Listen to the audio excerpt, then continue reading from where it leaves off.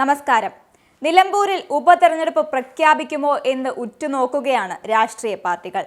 PV Anwar MLA സ്ഥാനം ഒഴിഞ്ഞിട്ട് ഇന്ന് 2 മാസം പൂർത്തിയാകുന്നു. മണ്ഡലത്തിൽ ഒഴിവ് വന്നാൽ 6 മാസത്തിനകം തിരഞ്ഞെടുപ്പ് നടത്തണമെന്നാണ് ചട്ടത്തിൽ പറയുന്നത്.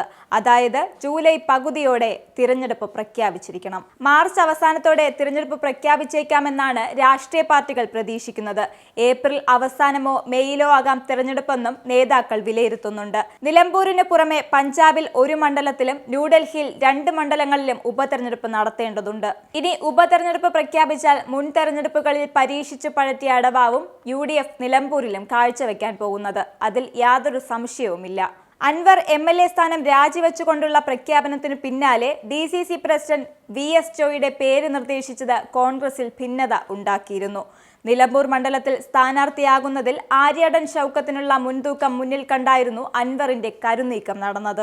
എന്നാൽ നിലമ്പൂർ നിയമസഭാ തെരഞ്ഞെടുപ്പിൽ സ്വതന്ത്ര സ്ഥാനാർത്ഥിക്ക് പിന്തുണ നൽകി വിജയിപ്പിക്കുമെന്ന CPM ഫോർമുല കഴിഞ്ഞ 2 തെരഞ്ഞെടുപ്പുകളിലും വിജയം കണ്ടതാണ്. എന്നാൽ അൻവറിലൂടെ കൈപ്പൊള്ളിയ CPM ഇത്തവണ പാർട്ടി ചിഹ്നത്തിൽ നേരിട്ട് സ്ഥാനാർത്ഥിയെ പ്രഖ്യാപിക്കാനാണ് സാധ്യത കാണുന്നത്. ഇവരിൽ സംസ്ഥാന സെക്രട്ടേറിയറ്റ് അംഗമായ M സ്വരാജിന്റെ പേരിന് മുൻതൂക്കമുണ്ട്.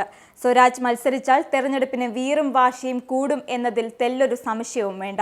കൂടാതെ നഗരസഭാ ചെയർമാൻ മാട്ടുമ്മൽ സലീം, CPM ജില്ലാ കമ്മിറ്റി അംഗം VM ഷൗക്കത്ത്, ജില്ലാ പഞ്ചായത്ത് അംഗം ഷൊറോണ റോയ് എന്നിവരെയും പരിഗണിച്ചേക്കാനുള്ള സാധ്യതയും തള്ളിക്കളയാനാവില്ല. എന്തായാലും BJPയിൽ മുതിർന്ന നേതാക്കളിൽ ആരെങ്കിലും മത്സരിക്കാനാണ് സാധ്യത കാണുന്നത്. ഏതായാലും നിലമ്പൂരിലുടനെ ഉപതെരഞ്ഞെടുപ്പ് ഉണ്ടാകുമോ എന്ന കാര്യം ഈ മാസം അവസാനം തന്നെ അറിയാം. തെരഞ്ഞെടുപ്പ് നടന്നാൽ 24 മണിക്കൂറിനുള്ളിൽ തന്നെ ഫലമറിയാൻ കഴിയും. ആരൊക്കെ മത്സരിക്കുമെന്നും ആരൊക്കെ ജയിക്കുമെന്നും കാത്തിരുന്നും തന്നെ കാണാം. നിങ്ങൾക്കും ആനന്ദ മീഡിയയുടെ പ്രേക്ഷകരിൽ ഒരാളാകണ്ടേ? യൂറോപ്പിലും US-ലും ആഫ്രിക്കയിലും അടക്കം പ്രവാസികൾ ഉള്ളയിടങ്ങളിലൊക്കെ ജനപ്രിയ ചാനലുമായി ആനന്ദ് മീഡിയ ഒപ്പമുണ്ട്. ഏഷ്യാനെറ്റ് ഫ്ലവേഴ്സ് അടക്കം നിങ്ങളുടെ വിരൽത്തുമ്പിലെത്തും. ആദ്യം റോക്കു ബോക്സ് സ്വന്തമാക്കുക.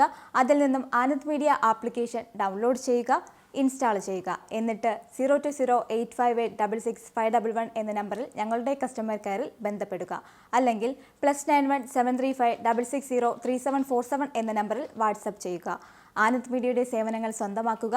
മറ്റു ചാനലുകൾക്കൊപ്പം ആനന്ദ് TVയും എൻജോയ് ചെയ്യുക.